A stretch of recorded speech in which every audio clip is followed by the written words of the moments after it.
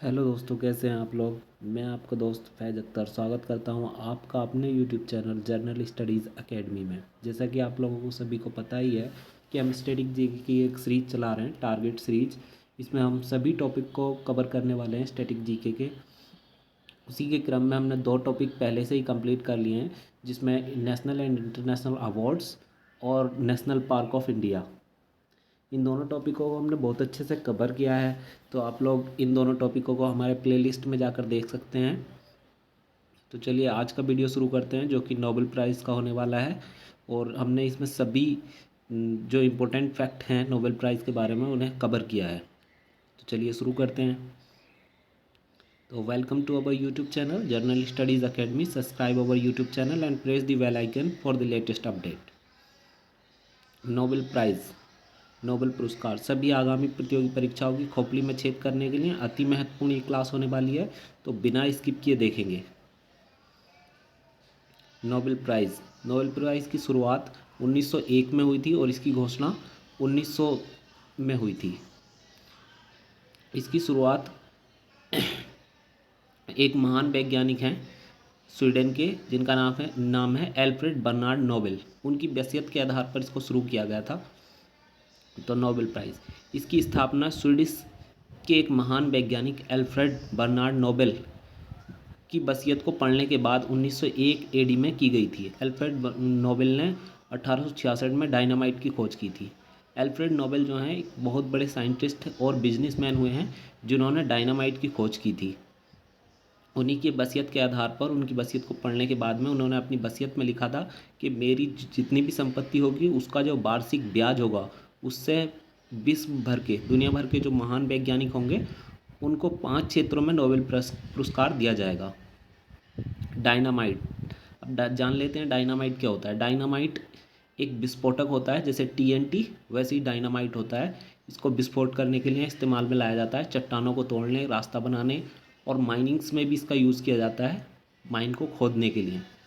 Dynamite यह एक विस्फोटक है जिसका प्रयोग प्राचीन समय में चट्टानों को तोड़ने के लिए किया जाता था। अब एल्फ्रेड बर्नार्ड नोबेल के बारे में जान लेते हैं। इनका जन्म 1833 में हुआ था और इनकी मृत्यु 1896 में हुई थी। इनकी मृत्यु के 4 साल बाद नोबेल पुरस्कार की घोषणा की गई थी और 5 साल बाद ये दिए जाने शुरू किए गए। स्वीडन के लोगों को 1896 में उनकी मृत्यु के बाद पुरस्कार के बारे में पता चला। उनकी वसीयत में लिखा हुआ था उनके धन से मिलने वाले वार्षिक ब्याज से नोबेल पुरस्कार प्रदान किए जाएंगे।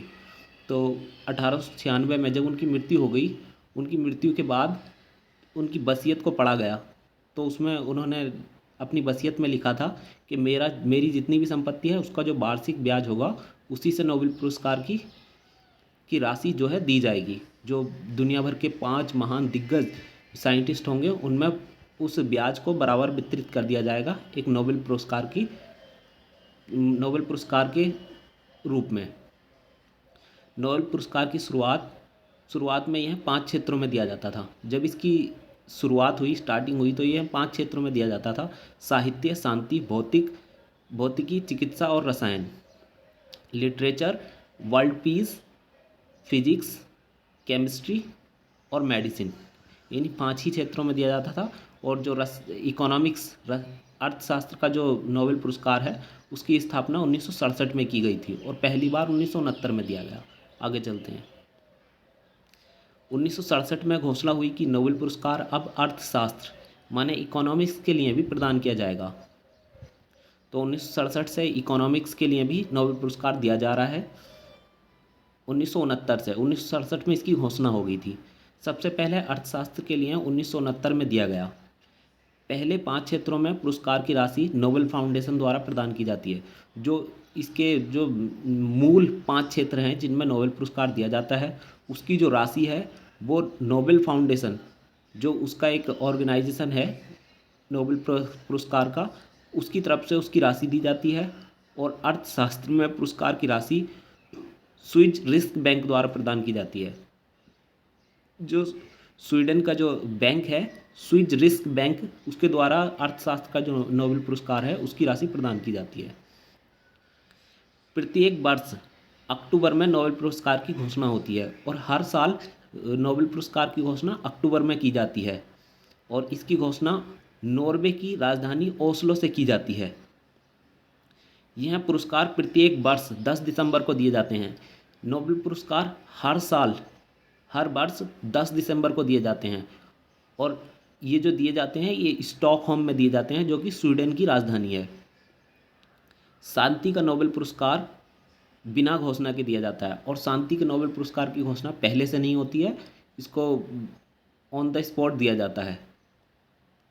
शांति का नोबेल पुरस्कार ओस्लो जो कि नॉर्वे की राजधानी है वहाँ पर दिया जाता है। शांति का नोबेल पुरस्कार ओस्लो में दिया जाता है जो कि नॉर्वे की राजधानी है और बाकी सभी नोबेल पुरस्कार स्टॉकहोम जो कि स्वीडन की राजधानी है वहाँ पर दिया जाता है।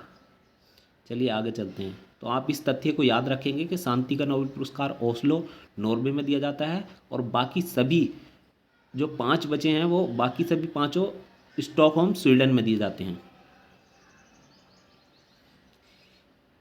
एक क्षेत्र में अधिकतम 3 लोगों को नोबेल पुरस्कार दिया जा सकता है। एक बार में एक क्षेत्र में अधिकतम 3 ही लोगों को नोबेल पुरस्कार दिया जा सकता है। 1974 में यह नियम आया कि मरणोपरांत नोबेल पुरस्कार नहीं दिए जाएंगे।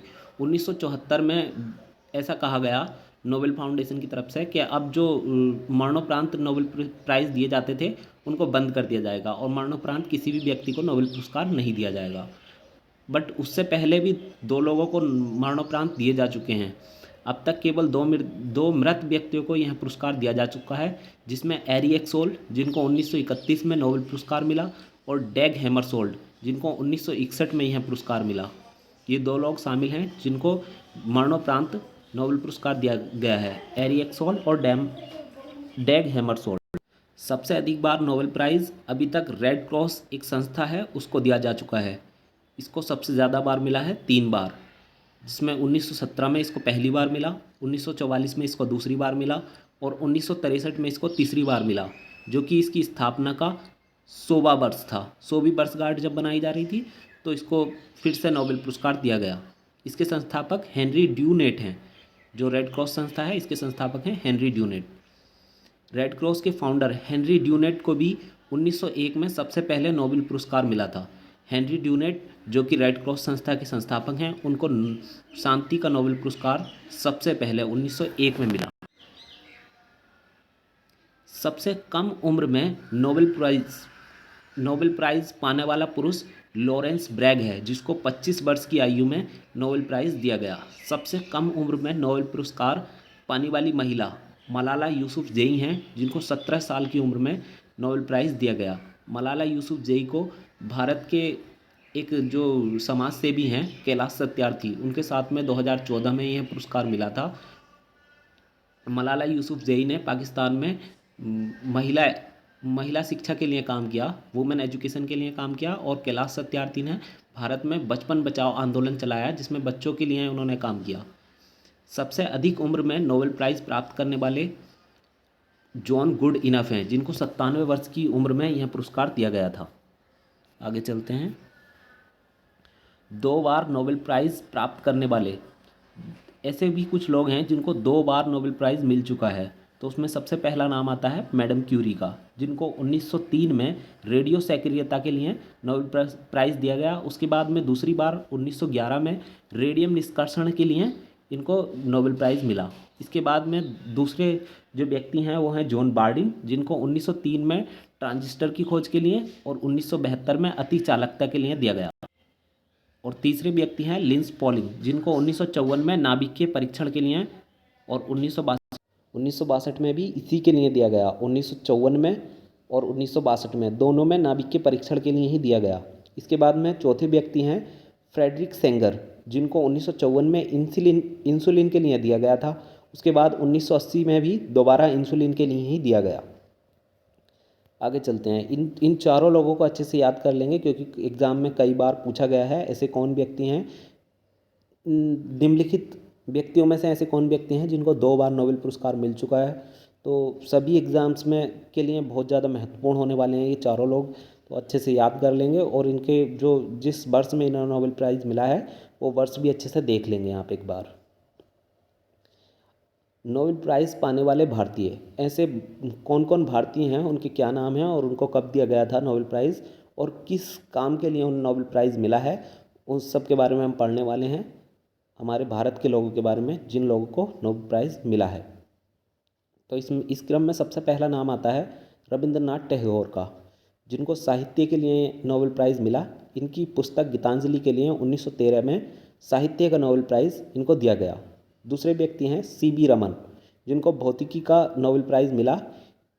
इनको 1930 में रमन प्रभाव के लिए भौतिकी के क्षेत्र में नोबेल प्राइज़ दिया गया।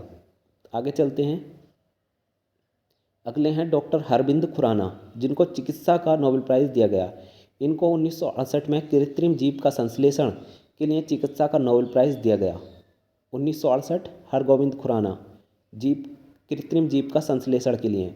उसके बाद में चौथे व्यक्ति हैं मदर टेरेसा, जिनको शांति के लिए दिया गया। इनको 1979 में सामाजिक कार्यों के लिए शांति का नोबेल पुरस्कार मिला। मदर टेरेसा को 1979 में सामाजिक कार्य के लिए नोबेल प्राइज़ दिया गया।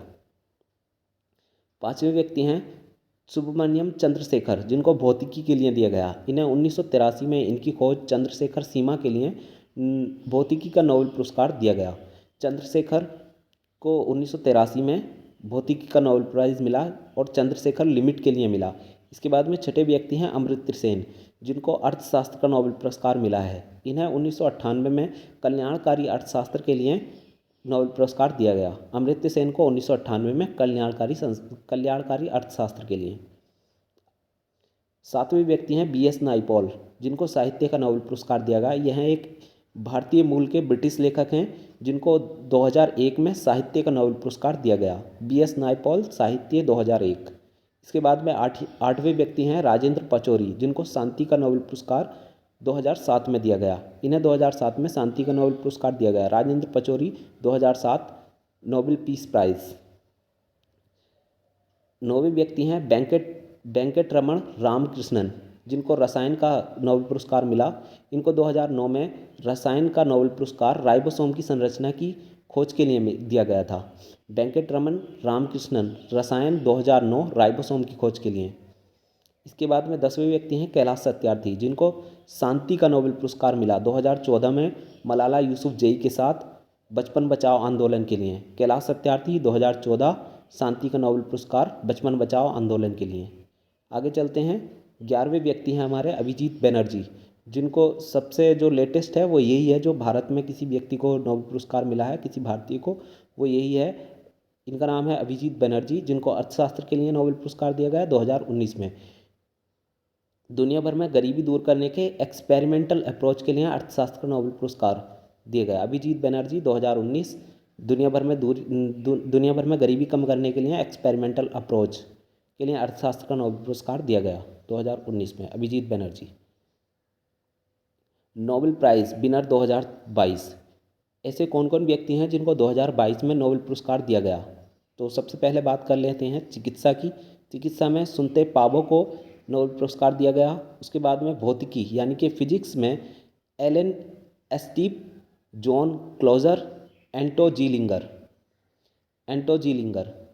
तो फिजिक्स का एंटो स्टीपिस और जॉन क्लोजर और एंटोन जी लिंगर को दिया गया। इसके बाद में रसायन की बात कर लेते हैं। केमिस्ट्री कैरोलिन वार्टोजी, मार्टिन मिल्डेल और बैरी शार्पलेस, इनको केमिस्ट्री का 2022 का नोबेल पुरस्कार दिया गया। इसके बाद में साहित्य की बात कर लेते हैं। साहित्य का 2022 का नोबेल प्राइज़ एनी एरनॉक्स को दिया गया। 5वां शांति का नोबेल पुरस्कार एलेस बिलियात्स्की जो कि रसिया के हैं, इनको दिया गया। उसके बाद में मेमोरियल ऑर्गेनाइजेशन जो कि रसिया का है, इसको दिया गया। और सेंटर फॉर सिविल लाइबर्टी जो कि यूक्रेन का है, इसको दिया गया। उसके बाद में बात कर लेते हैं अर्थशास्त्र माने इकोनॉमिक्स की। Ben S Bernanke, Diamond Douglas, Philip Dybvig. अर्थशास्त्र का BN वॉर्नेक, डायमंड डगलस और फिलिप डायबिग, इन तीनों लोगों को दिया गया था 2022 का अर्थशास्त्र का नोबेल पुरस्कार। इसके बाद में हम नोबेल पुरस्कार देख लेते हैं जो 2023 में जिन लोगों को मिला है।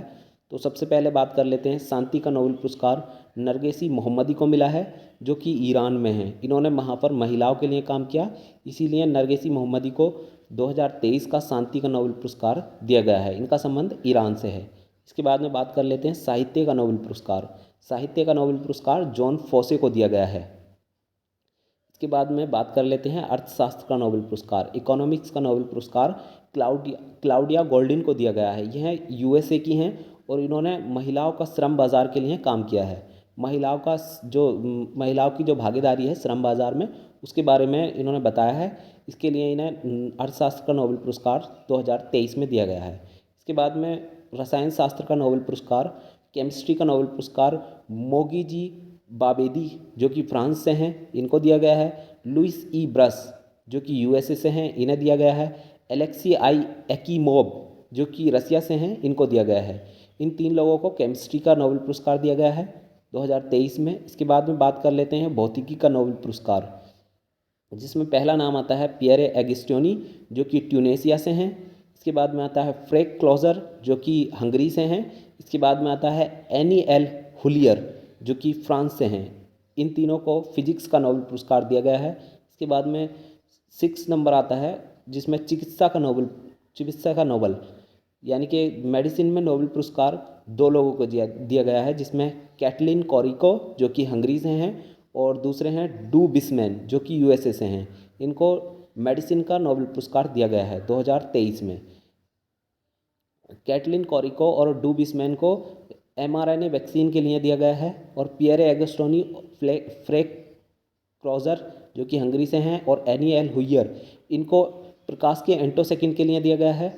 मोगी बाबेदी फ्रांस, लुइस ई ब्रस और एलेक्सी एक्कीमोवो इनको रसायन शास्त्र का नोबेल पुरस्कार दिया गया है। अर्थशास्त्र का नोबेल पुरस्कार क्लाउडिया गोल्डिन को दिया गया है, जिन्होंने महिलाओं के श्रम बाजार के बारे में बात की है। साहित्य का नोबेल पुरस्कार जॉन फोसे को दिया गया है। शांति का नोबेल पुरस्कार नरगिस मोहम्मदी को दिया गया है, जिनका संबंध ईरान से है। इन्होंने महिलाओं के लिए काम किया ईरान में, इसीलिए इन्हें 2023 में नोबेल पुरस्कार दिया गया है। तो आशा करता हूँ आपको ये क्लास बहुत अच्छी लगी होगी, सब कुछ आपको अच्छे से समझ में आया होगा। 1-2 बार और इस वीडियो को आप देखेंगे तो डेफिनेटली आपको सब कुछ याद होने वाला है। और जो हमने पीछे पहले वीडियो कवर कर ली हैं, जिसमें नेशनल पार्क और नेशनल एंड इंटरनेशनल अवार्ड है, उसका मैं आपको लिंक वीडियो के लास्ट में दे दूंगा, डिस्क्रिप्शन बॉक्स में भी दे दूंगा।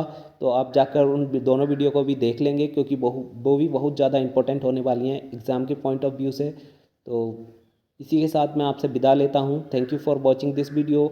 Subscribe our YouTube channel journal studies academy. और हाँ, अगर वीडियो पसंद आई हो तो लाइक ज़रूर करें, शेयर करें अपने दोस्तों के साथ और सब्सक्राइब करें हमारे यूट्यूब चैनल को। इसी के साथ मैं आपसे विदा लेता हूँ। Thank you, bye, take